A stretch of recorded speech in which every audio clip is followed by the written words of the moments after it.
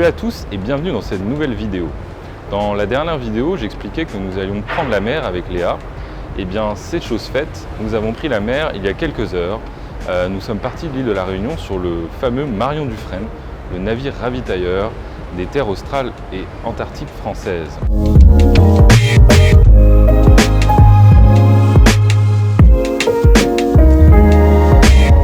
Alors là, on est devant un plan de détail du bateau. Sylvain, il a sa chambre ici, Ouais. là, et il est à côté d'une porte étanche. Moi, ma chambre, elle est en haut. Ouais. Mais elle est toute là. petite. Et oui, par contre, elle est toute petite. Il n'y a qu'un lit. Sylvain, il y a 4 lits. Et actuellement, on est en haut. Je suis ici. Ok. Je suis posée là. D'accord. Ce navire est assez incroyable. 120 mètres de long, 20 mètres de large, 25 mètres de hauteur. Hors eau, il fait 7 mètres sous l'eau. Il y a 11 étages. Il peut accueillir jusqu'à 180 personnes. Il y a une équipe permanente pour le faire tourner de 50 personnes.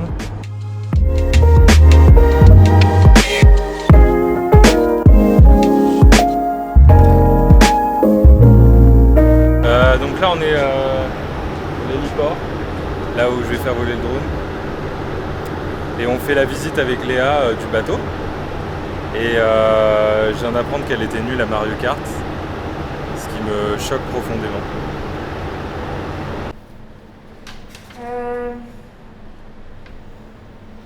On essaye d'aller vers la cale. Casque, plan, c'est parti.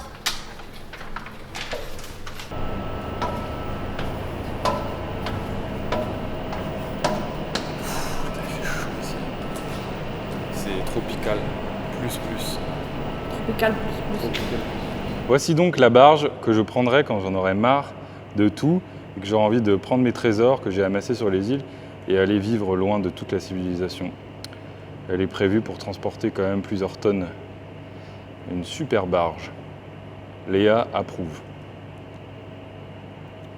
Merveilleux, merveilleux. Ceux qui suivaient cette chaîne et cette aventure, et ceux qui ne sont pas encore abonnés, eh bien c'est le moment.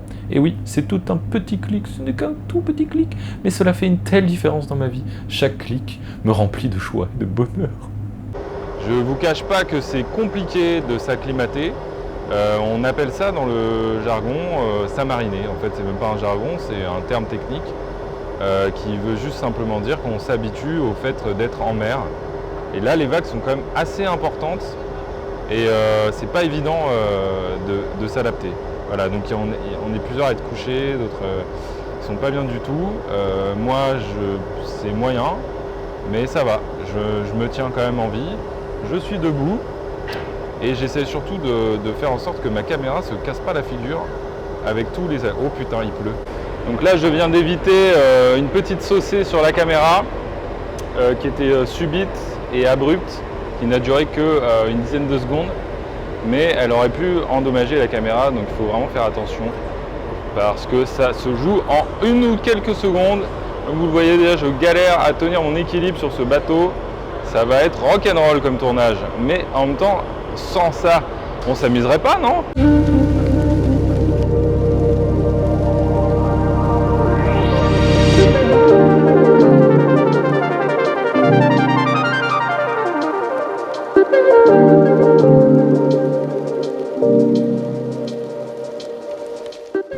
Donc là, c'est Léa qui filme, le gars qui filme. Je vais vous présenter à l'intérieur de ce bateau magnifique. On a des chambres qui sont quand même vachement bien foutues. Et donc en gros, pour bien organiser notre tournage et qu'on ne soit pas toujours en train de chercher à droite à gauche où et quoi, j'ai créé un compartiment machinerie, donc trépied, rig épaule, gorillapod, clamp et poignée, et même semelle. Là, on a ici donc on a un tiroir avec tout ce qui est chargeur, batterie, et là ça va être tout ce qui est câblage et port USB. Voilà. Donc là on a les câblages, machin, et disque dur. Donc c'est à peu près ça pour l'instant. Après, on peut éventuellement se réajuster au fur et à mesure du trajet. Ça, c'est la préférence de chacun. Ça n'a aucun impact sur l'efficacité. T'as une Pokéball. Ben ouais. En fait, moi j'aime bien attraper les Pokémon et on m'a dit que dans les terres australes il y avait des Pokémon genre que personne n'a, tu vois. Dans le style des éléphants de mer, des manchots. C'est pas des Pokémon que les gens ont. Et il y a moyen qu'ils tuent même les plus gros Pokémon, tu vois. Donc faut surtout... C'était un truc hyper important pour moi. En fait, c'est peut-être même une des raisons principales pour lesquelles je viens en fait. Je l'ai pas dit à Léa, mais je vais attraper des Pokémon.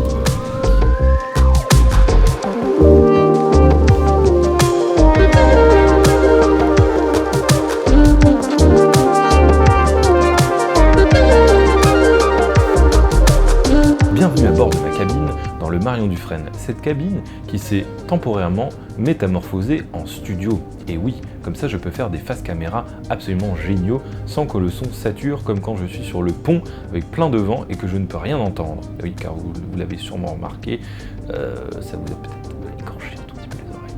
Je m'en excuse. Je profite de cette chambre pour vous résumer un petit peu quand même où on en est, parce que bon, au début de la vidéo, j'en ai parlé, mais là, ce serait bien de refaire un petit point. En gros, on a commencé par faire une semaine d'isolement chez nous, ensuite une semaine d'isolement dans une maison à La Réunion, et après, on a passé à peu près 5-6 jours à bord du Marion Dufresne à quai avant d'enfin pouvoir embarquer, car nous attendions un médecin, des chercheurs, que tout le monde soit négatif au test PCR, et on attendait un container qui n'est toujours pas arrivé. Entre-temps, on a eu un grand coup de bol fabuleux, une petite bagatelle venue des mers, un cyclone d'une telle ampleur que La Réunion n'avait pas vu depuis au moins 20 ans, qui s'abat. Donc nous avons décidé de prendre la mer pour fuir ce cyclone. Et c'était pas mal, puisque ça nous a permis d'aller relever une balise qui était là depuis 2 ans et qui est très, très nécessaire à l'équipe de Jean-Yves, que vous ne connaissez pas du tout, mais que vous devriez apprendre à connaître. Voilà. Voilà.